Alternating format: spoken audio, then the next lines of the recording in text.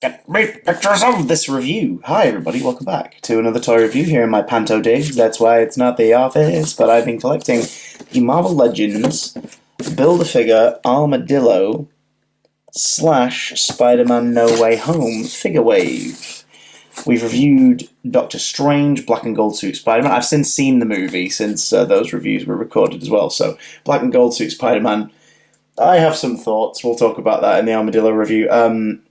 We have the Morlun figure, the Shriek figure, the Gamerverse Miles Morales figure, and also as a little cheeky bonus at the start of the reviews, I got hold of the new upgraded suit figure with the Peter Parker sculpt, which is appropriate because now I have his greatest adversary to complete the Build-A-Figure Armadillo wave, J. Jonah Jameson, specifically the MCU incarnation of Jonah.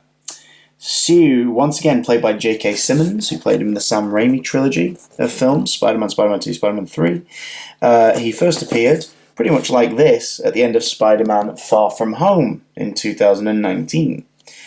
And as you can see here, because the figure is basically ranting newsman, they've had to make the spine of the box for storage and shelf storage in shops as exciting as possible. So we've got the integrated suit design that has followed around all these boxes. We have Spidey in his integrated suit down there.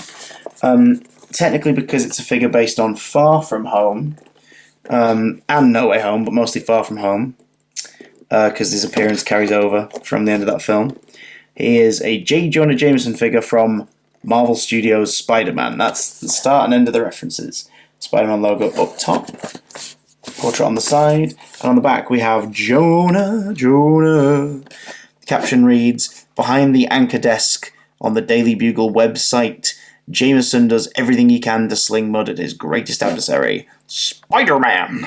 Now, if you've never had a J. Jonah Jameson figure, this is probably not like the best one to start with, but if you've wanted a movie one, go for it, especially if you're a custom figure builder who would like to make a Sam Raimi accurate Jameson. You can start using this since it's a sculpt of J.K. Simmons. It's up to you to create his wig or hair, as it were. Unless, of course, you're like myself. I wish I was in the office right now because we could compare and contrast this to the 2002 Toy Biz Jameson, which I own and still have and adore, based on the first Spider-Man movie.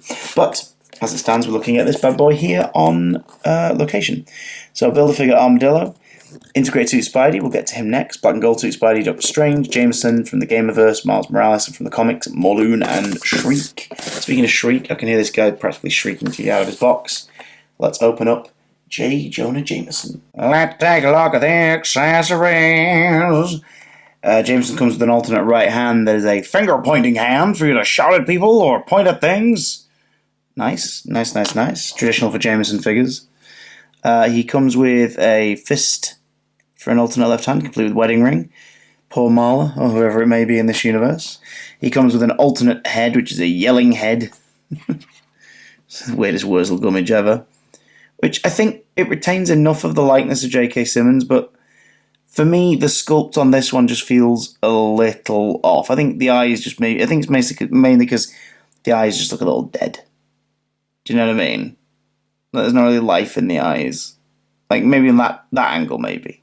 Who knows? And he also, of course, comes with the left arm of Armadillo. So, thank you very much, Jameson. Thank you for completing the set. I think regular viewers of my toy reviews know exactly what I'm about to complain about here. The frickin' boots. Whenever this sculpt is used, which is so often for characters wearing jeans, smart trousers, formal trousers, cords, and they use these boots, oh Christ, I could slap someone. It means that the pivot for the foot, where the peg from the foot piece connects to the ball of the ankle, is like here. So you have to be so careful when moving the feet or they will snap off. Also, they're so limited because you can't turn them sideways that it's almost impossible to find a way to stand him up without it kind of rocking or, like bit of pressure there on the desk. He's no thank you. So there's that shite articulation. Double knee joint, swivel at the top of the thigh, hidden right up top by the jacket. Crotch joint is, as you'd expect, but it's a little stiff, hampered by the jacket, as is the waist swivel. And the rib crunch, which is in there, is kind of impossible to do anything with because this is so tightly sculpted around him. His arms pop out. Just again, not particularly freely. Swivels at the top of the arm. Double elbow joints. And the other hands, for some reason, are jazz hands. Ha-cha! Ha-ha! Get me pictures of the fabulous Spider-Man! Flew with the ring finger again. Individual details, like, for the costume are nice. Like, it's a shame that the codes are so blatant in there, because no matter what, you can see them. What happened to putting them on the feet, like, or like on the back of the thigh, so they're not as obvious. The stitching of the jacket is a really nice sculpt. I don't know if this is a reuse from anything, but it's really nice. It's proper kind of, listen to that. Like, bubbling there. Again, the sculpt of the arms is nice. It'd be nice if we get a bit of white sleeves at the end of the arms, but whatever. Or the off blue, rather. The neck sculpt's alright. And then we got the head, which again, I think this face does a better job of capturing J.K. Simmons' likeness because it's a neutral expression. The sort of the deadness of the eyes of the sculpt doesn't bother me as much because it's like you sort of caught him waiting for the program to start, like he's just, da-da-da, and then the webcast begins and he's like, Spider-Man is blah, blah, blah, blah, blah. I'm not too fussed about this being a not particularly articulate figure because it's Jameson at the end of the day. I thought he would be the peg warmer. He wasn't, and that surprised me. That really surprised me that he has become, at least in my neck of the woods in the UK, he has become the white whale of the series. He's been the toughest one to find. I don't hate him, but he hates Spider-Man, as we're about to see. Get me pictures of your own face! Ultimately, the least exciting figure in the wave, which is weird, considering how hard he was to get hold of. But it's cool to have a Jameson. It honestly is. Like, having the Jameson from the Sam Raimi movie has been one of my favourite things about my toy collection for the last 20 years. Getting the recent Spider-Man Classic style one was very cool, even if he had these frickin' boot-cut legs that they keep using.